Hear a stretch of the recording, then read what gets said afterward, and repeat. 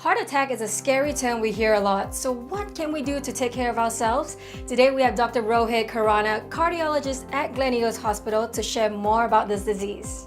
Dr. Rohit, thank you so much for being here. Let's start by addressing one of the biggest misconceptions, which is the difference between a heart attack and a cardiac arrest. Can you just give us your thoughts on this? Sure. So let me explain. A cardiac arrest is the final consequence of multiple cardiac problems, and that may be due to diseases of the heart muscle, diseases of the internal structures such as the valves, or a primary electrical disorder which results in a heart rhythm disturbance, and that is essentially a cardiac arrest. A heart attack is one cause also of a cardiac arrest, and so in a heart attack essentially it results from the build-up of plaque, cholesterol plaque inside the artery. So younger patients and people who don't have any heart disease have healthy, clean arteries, which are clean muscular tube and plaque free. As we age or have risk factors which increase the risk of a heart attack, it's due to the buildup of cholesterol-rich plaques inside the artery.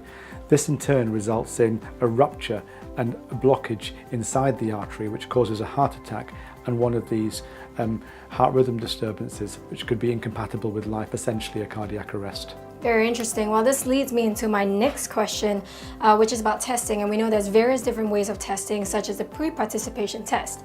What would you recommend your patients to go through? Yes, you're right. There are multiple different types of tests, and a pre-participation screening test is essentially to rule out structural heart disease, which may elevate that person's risk of a catastrophic fatal event during exercise, and essentially that comprises an ECG and a structural heart screen. A more common request to the clinic is when people come to us when they're exercising, training towards an endurance event, and what they want to know is how much exercise they should be doing and at what intensity.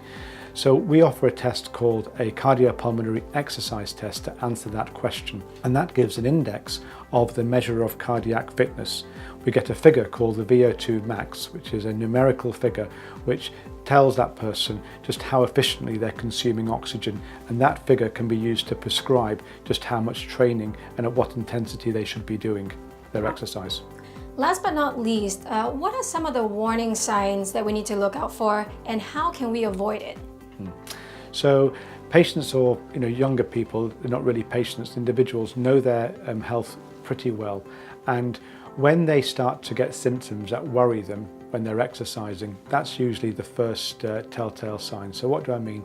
So when people get short of breath, which is out of proportion to the level of exercise or intensity of exercise that person's doing, they may get palpitations and awareness of their heart beating, or they may get giddy spells, or more extreme symptoms may be chest pain or a blackout, which of course should prompt more emergent concern to see a doctor sooner.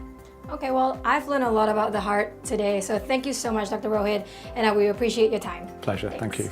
That was a really insightful conversation with Dr. Rohit. Watch out for more videos on sports health brought to you by Gleneagles Hospital.